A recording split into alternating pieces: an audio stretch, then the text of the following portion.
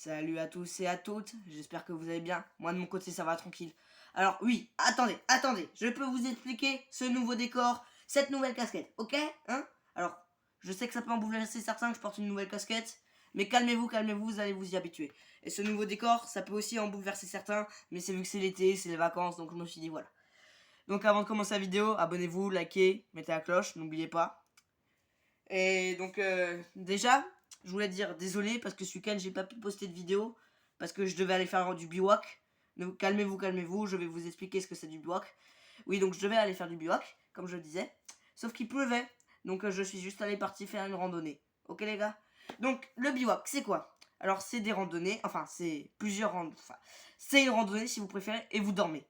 Donc vous dormez dans une tente, en forêt, dans la nuit. Tout seul aussi, ça peut très bien. Quand il fait peur. Effectivement, peut y avoir des loups. Vous avez bien peur? Oui, donc en fait, je voulais faire aussi une vidéo bivouac, mais du coup, j'ai pas pu la faire, mais vu que je suis parti en randonnée, et la randonnée, voilà, c'est pas ouf, je pense que tout le monde en a fait. Donc voilà. Et donc du bivouac. Et donc je vais vous parler un peu de mon expérience de bivouac, parce que j'en ai fait un petit peu, beaucoup, voilà, j'en ai fait quelques-uns. Et donc cette année, sachez, du coup, je vais faire une vidéo en bivouac dans la forêt. Donc tranquille. Donc avant que ça commence, je vais vous dire un peu le matériel que j'ai de bivouac. Et oui, tout est sous le beau drapeau français. Est-ce que vous êtes prêts? 3, 2, 1. Tada! Ouais, c'est tous mes sacs les refs. Et là, vous avez Dark Vador hein, et un pop. Ouais, bon, tranquille. Ouais, on s'en fout un peu de Dark Vador et du pop. Oui, donc ça, c'est tout mon matos de bivouac. Alors, petite précision. J'enlève mes lunettes de soleil. Je vais enlever la casquette. Hop là, petit chapeau de cowboy maintenant pour encore plus vous bouleverser. Ouais, donc en vrai, ce chapeau il me va plutôt bien. Bon, allez, je le garde jusqu'à la fin de la vidéo. Oui, donc j'avais déjà fait du bivouac, les refs, mais comment dire? Disons que j'étais pas très préparé avec mon papa. Du coup, je suis parti avec ce sac à dos, voilà, qui fait tout simplement ma taille. Non, j'ai juré, hein, il fait vraiment ma taille. Genre. Voyez, il est même plus grand que moi, le sac à dos. Il est plus grand que moi. Il fait la taille du bidule à côté. Voilà. Donc, de une, j'avais un sac qui est en fait pour 2 personnes. Rassurez-vous, entre-temps, l'hiver est passé. J'ai acheté un sac Quichua qui est plus adapté. Et attendez. C'est pas tout. Comme sac de couchage, vous devinerez jamais ce que j'avais. J'avais ça. Pour du bivouac, ok mon ref. Pour du bivouac, j'avais ça comme sac de couchage. Oui, j'avais totalement pété mes plombs d'aller faire du bivouac avec ça comme matériel. Hein. Oui, rassurez-vous. Maintenant, j'ai un sac de couchage qui fait cette taille. C'est bon, tranquille. Mais quand même, c'est pour vous dire que ça, plus la tente, plus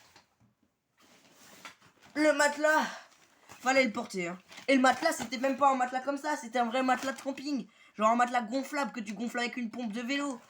Ça, c'est un autogonflable. J'avais vraiment pris, parce que en fait, toutes les affaires pour le camping, tu vois. Parce que vous voyez les refs, moi je pensais que faire du bivouac, c'était tu randonnes, donc tu fais ta randonnée, là tu marches, hein, voilà, pendant 1 heure, et après t'installes ta tente, et c'est comme quand tu vas faire du camping. Sauf que non, c'est pas du tout comme quand tu vas faire du camping. Non, parce que quand tu fais du camping, t'as une glacière, t'as de l'eau fraîche, t'as ta voiture et tout, mais non, là t'avais pas ta voiture. Donc j'ai pris toutes les affaires de camping alors fallait porter sur le dos. Ah, petite parenthèse, en plus je suis un adepte de couteau. Attendez, je vais tout chercher. Ça y est, j'ai trouvé. Alors ouais, regardez, petit couteau pliable, dépliable. Et en plus là, il y a une crampe d'arrêt. Donc, vous voyez, comme ça marche pas. Faut que je fasse comme ça sur la crampe. Donc oui, et en plus un couteau comme ça, c'est les couteaux qu'ils ont à l'armée. Parce que là, il y a pour les mains comme ça, là. Tu vois, pour bien tuer quelqu'un comme ça. Oui, donc je vais arrêter de faire mumuse avec ce couteau pour pas que je me blesse. Et donc, faut savoir qu'un couteau comme ça, c'est tout simplement considéré comme une arme blanche.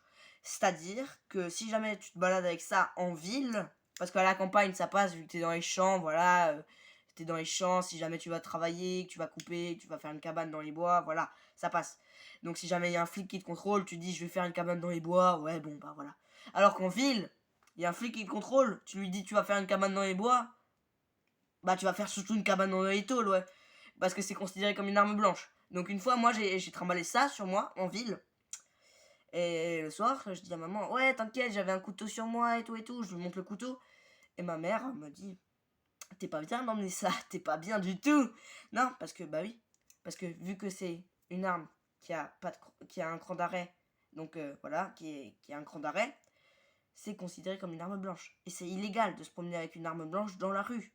Parce que tu peux tuer quelqu'un, t'es tout simplement un meurtrier. Donc je suis cinglé d'avoir mis un couteau. Alors qu'un couteau suisse, à la limite, ça passe un peu mieux, vu qu'il n'y a pas de crampe d'arrêt. Donc tu peux pas vraiment tuer quelqu'un avec. Même si c'est des conneries, tu peux très bien tuer quelqu'un avec une fourchette. Aussi. Oui, je sais, c'est con. Voilà. Et en plus, j'ai quoi d'autre comme matériel de bivouac, vous allez me demander? En plus de matériel, j'ai ça. Là. Et j'ai une ceinture avec ça, là. Sachant que ça, c'est le matériel qu'ils ont à l'armée. Ok? Ah, c'est vachement serré par contre. Je vais juste desserrer un peu. Donc ça, c'est exactement ce qu'ils ont à l'armée et ce qu'ont les gendarmes. Donc oui, clairement, fallait pas me le dire une fois qu'on partait en bivouac, hein, parce que j'ai retenu la leçon. Ne pas emmener de matériel de camping en bivouac. Vous avez retenu la leçon, les enfants? Allez, on va le réciter tous ensemble à 3. 1, 2, 3. Ne pas emmener de matériel de bivouac. Non, je me suis trompée, excusez-moi.